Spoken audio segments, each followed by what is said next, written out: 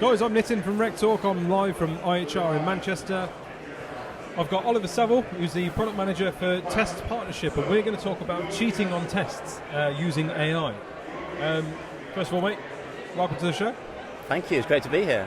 Tell us, what are your thoughts on this kind of the world we're moving into right now in terms of candidates using AI to bypass the assessment? So a lot of change happening at the moment with the advent of ChatGPT and Claude and new AI tools coming out. So the suspicion is candidates are using those AI tools to answer their online tests. So take a classic numerical reasoning test, for example. Now it's quite possible to print screen the question, paste it into ChatGPT, and ChatGPT will give you the answer, and most of the times get it correct. So there's a suspicion amongst hiring managers and TA pros that they're no longer measuring the candidate's ability, they're measuring how good ChatGPT is, which is a problem. So there's lots of things going on in the industry right now. One of the things... Why is that a problem though? It's a good question. So really, the objective of a test, a pre-screening test, is to work out at scale who's a good hire. So you could interview everyone, but that's going to take you forever. So the advantage of assessment is you can very easily give the assessment to thousands of people and work out who to take forward. But if you're removing the efficacy of that test because you're no longer measuring the candidate skills, you're measuring KPI, the whole assessment process is redundant and you've got to interview everyone again, back to square one. So that's what I think is a problem.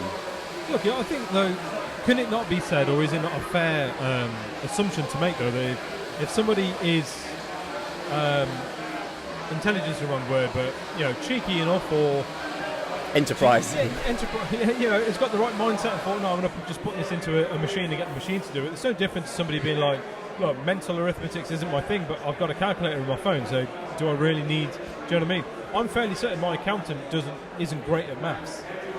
It's a good question. So in reality, in the job, yes, you probably would use ChatGPT. You're not going to do everything in your head. So that's a fair point. However, the whole point of a test is to try and establish whether someone's got the right values, motivations, are they intelligent, are they resilient, are they conscientious, are they goal-focused, and you're measuring all these things. So, somebody who cheats isn't those things, no? Well, no. They say that you might score low on the integrity scale if you cheat. So you're measuring that, and really, by measuring that, all you're measuring is can someone use? Oh dear. I thought that was going to happen. Right, we're back. Somebody knocked my camera over. That was annoying. Sorry. Where do we get to? So yeah, is it actually a problem? Yes, because the whole point of assessment is you're trying to measure someone's qualities. Are they intelligent? Are they driven? Are they resilient? Are they conscientious? Are they hardworking, etc.?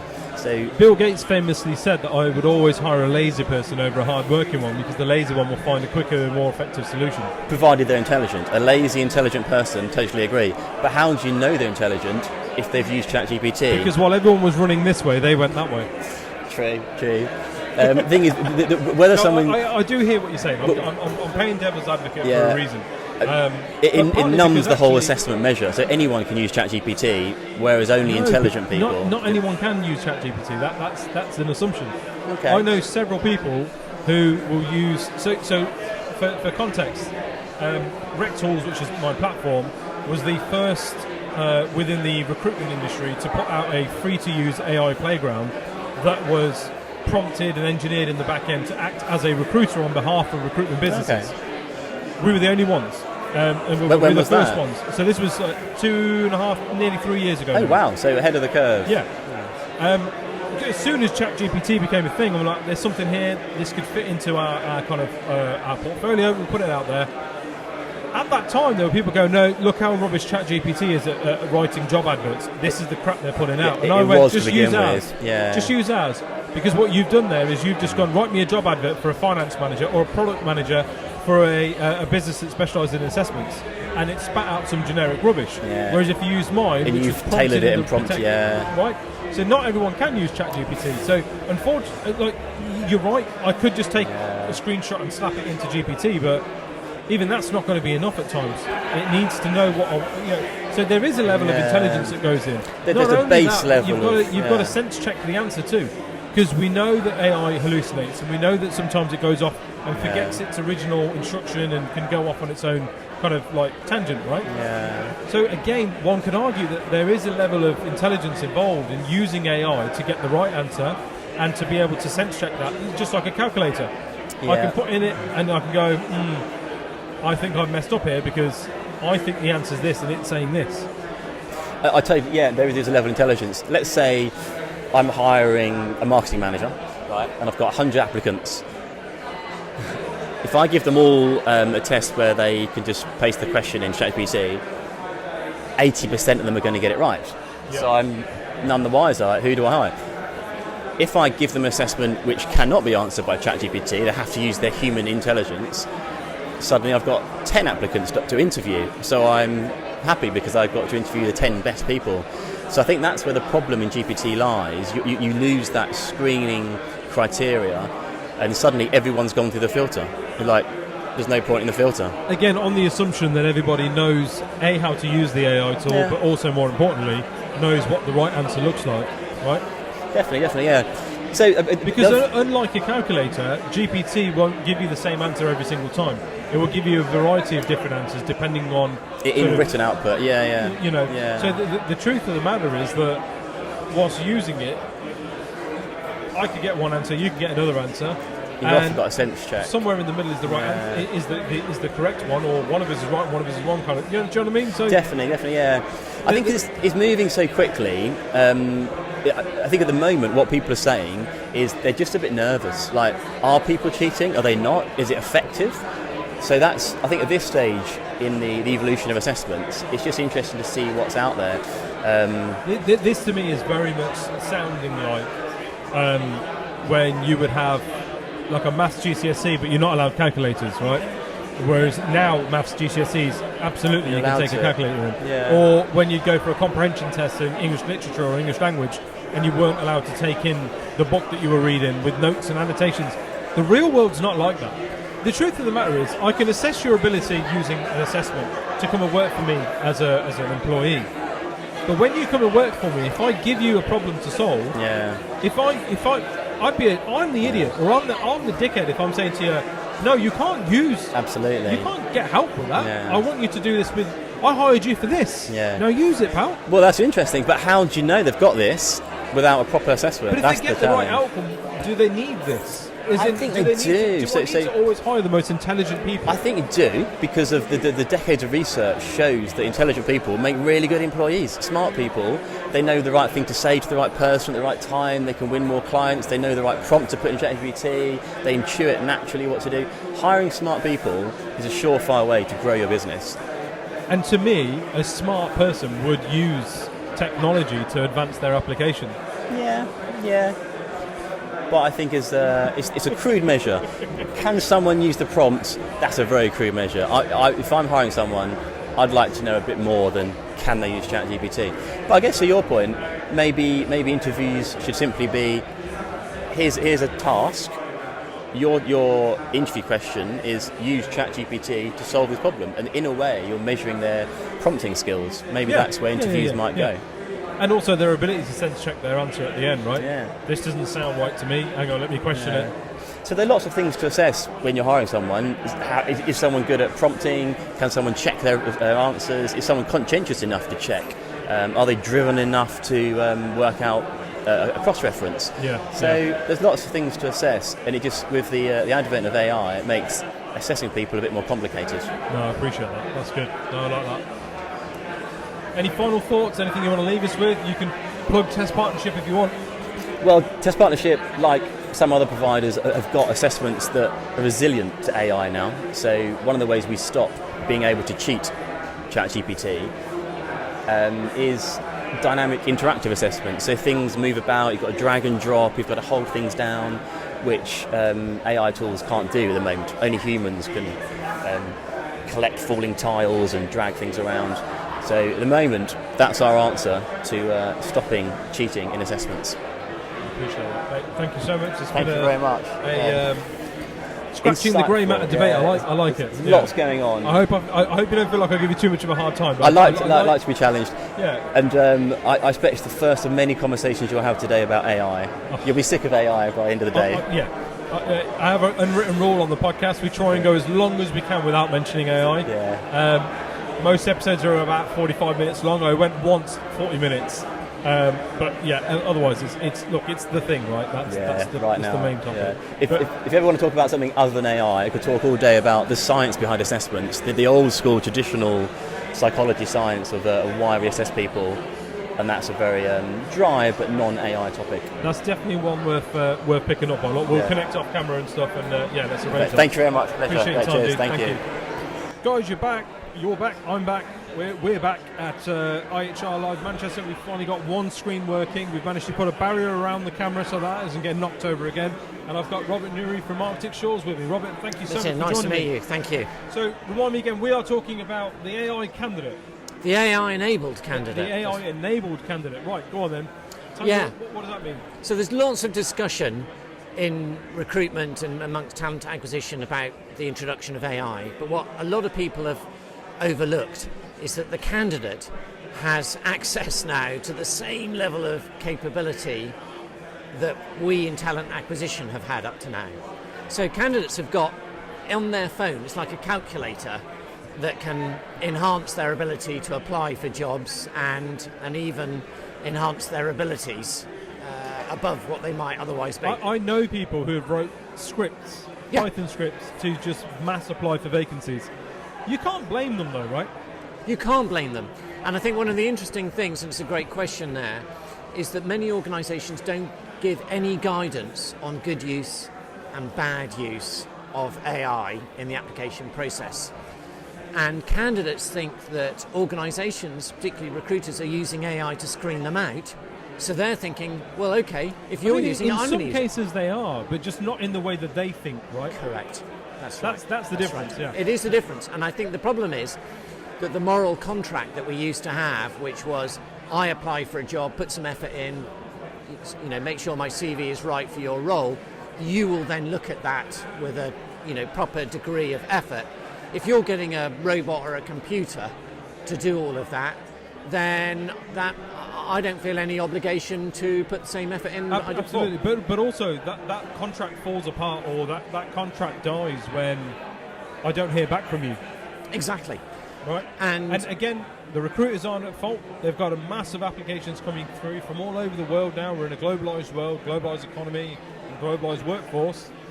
They just haven't got the time to get back to every single person. And that's where then AI comes in to sort of support that process. Yes. But listen, if I have to sit for an hour to fill out an application form the way you want it to be done as a candidate and as a hiring business, and then I don't get the courtesy of even a response as to why I wasn't considered. Yes. You can forget about me doing that again. Well, that's absolutely, I'm turning to AI, that's right? Yeah. Or worse, you get a response that is AI, or feels like it's AI generated and is condescending. So the point about all of this is that our recruitment process has to be fundamentally redesigned, because it was all paper-based, it was all language-based, and AI has completely turned all of that on its head, which is why Arctic Shores spends quite a lot of time talking to its customers about redoing the golden thread that we used to have in recruitment. Okay, and what are the findings so far then? What are you seeing as trends and the direction of travel? So the first thing is companies are realising that they have to give guidance to the candidates on what good use and bad use of AI is. So that's fundamental. Because tell me more about that, because what does that mean? What? Give me an example of good use and bad use from a candidate perspective. Yeah. So good use would be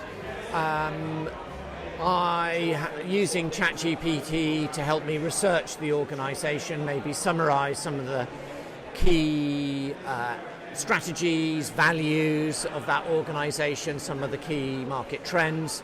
I might use ChatGPT to help improve my responses to application questions. Why would you like to work for this organisation, or what do you think you'd bring to it? Because I'm dyslexic or dyspraxic.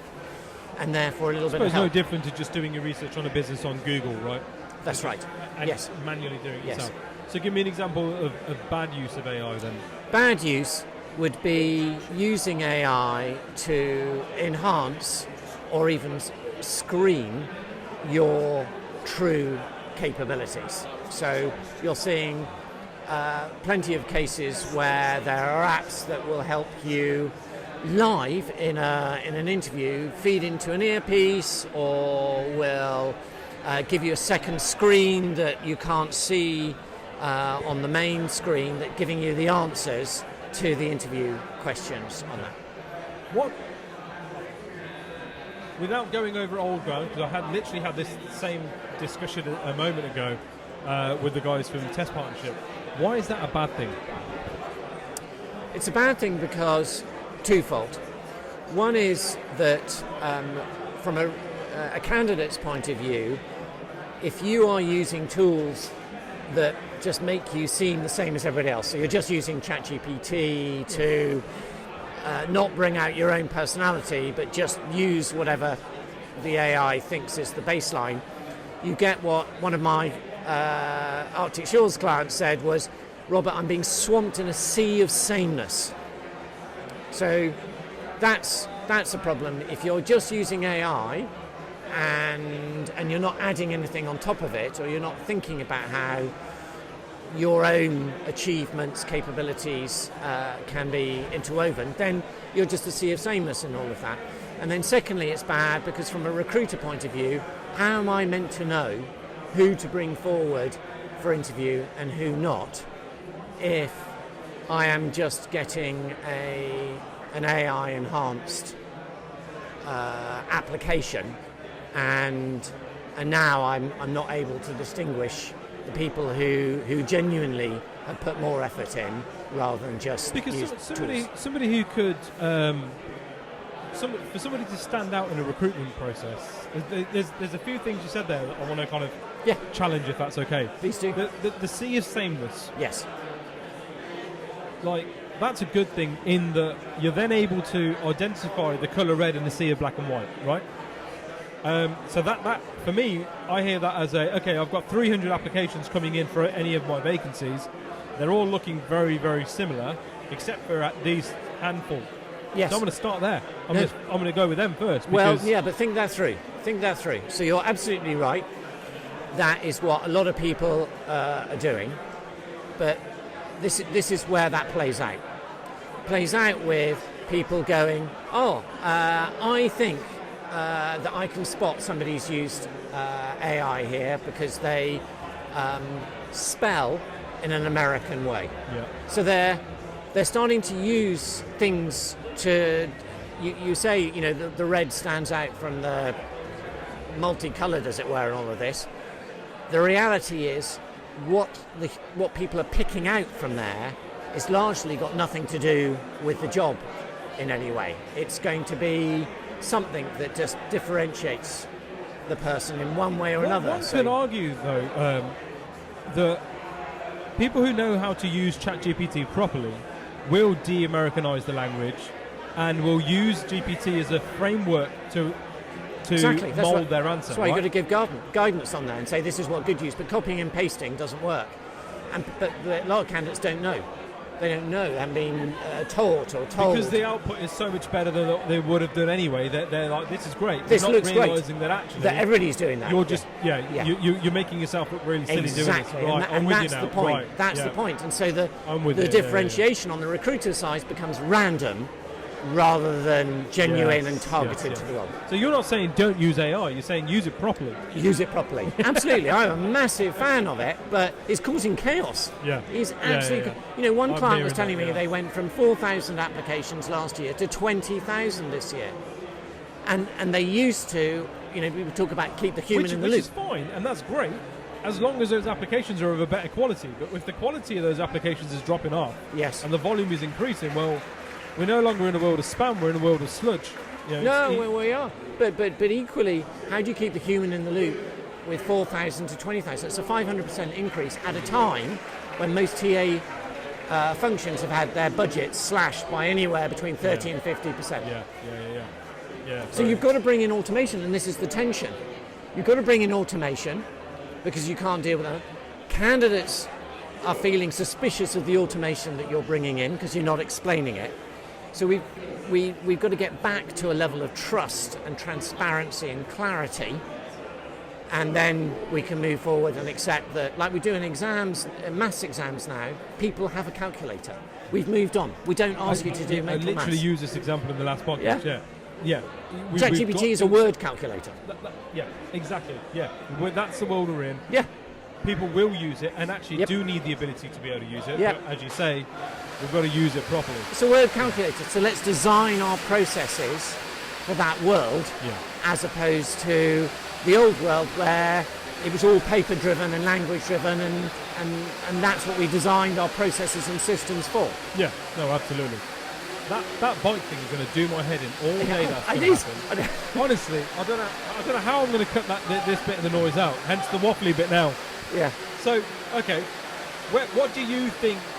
What have you guys seen so far then in terms of the reception from a candidate perspective on this education piece that you're trying to do? So the candidates are clamouring for it. You know, I've done a number of university career workshops where they've asked, you know, what are we meant to be doing, Robert, on all of this? How do we approach the use of AI in applications? Because it's very confusing. Some people are saying it's banned and any use will automatically remove my application. Others are not giving any guidance, and others are saying embrace it. So where do I stand on this? And I think it's incredibly hard for candidates, and what's happening is that the conscientious and the anxious are feeling, oh well, I shouldn't use it because it's labelled as cheating. Meanwhile, the extroverted and the chances are going, you can't detect it, so I'm just going to get on with it. No, and that's, yeah, it makes sense. And so this has got to be a top-down thing, right? It has to, I think businesses have to decide and almost standardise our acceptance of AI within the application process, right? Because it's pretty contradictory of us and pretty shitty of us if we're here going, 80% of the vendors here are all AI products. 100% of the people attending here are in the talent acquisition and HR domain. Yes. They can buy and use AI, Yes. but you can't, Mr. Client or Mr. Candidate or Mr. Candidate. Yes. No, absolutely you can't. You Yes. can't be using that. Yeah, and that just seems Stupid, really. totally mad. And yet regulated businesses, you know, banks, insurance, professional services are being told by their regulators, you've got to ban it. It's a bit like the whole cybersecurity thing. Yeah. That unless you can prove that people aren't using it to undermine the process, then you've got to ban it. And so many of them have banned it, and then the candidates are going, but when I go to your career site, you're saying the moment I start with you, Accenture, for example, you spend your first 2 weeks learning how to use Microsoft Copilot. So on the one hand, you're saying this is the future of work, and on the other side, I can't use it. So it's very confusing. No, that's fair. That's really fair. Excellent. Look, tell me a bit more about Arctic Shores. So the thing about Arctic Shores and the way suddenly we found an exciting time for ourselves is because we aren't language-based. We're task-based. So candidates perform a number of tasks, and the way that they perform their tasks, we know what their personality strengths are, and therefore whether they're suitable for a role. Okay. So it can't be cheated by ChatGPT because it's based on tasks and it's interactive.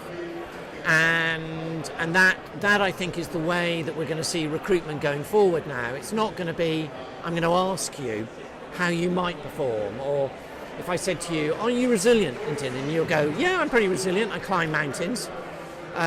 Okay. I'm a great team player, but also work effectively on my own. Yeah, that's right. You're going to give me the answers that you think I want to hear, or you think that will help me get the job. And we've got to move beyond that.